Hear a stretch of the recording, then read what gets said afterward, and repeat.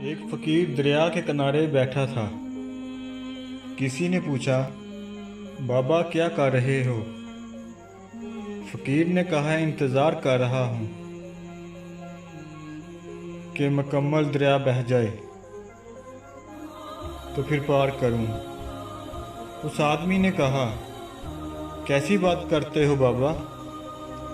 मुकम्मल पानी बहने के इंतज़ार में तो तुम कभी दरिया पार ही नहीं कर पाओगे।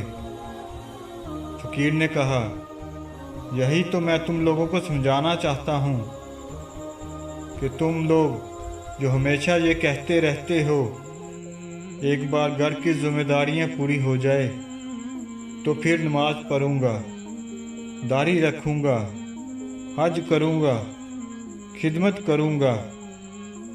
जैसे दरिया का पानी ख़त्म नहीं होगा, हमें इस पानी से ही पार जाने का रास्ता बनाना है। इसी तरह ज़िंदगी ख़त्म हो जाएगी, पर ज़िंदगी के काम और जिम्मेदारियाँ कभी ख़त्म नहीं होंगी।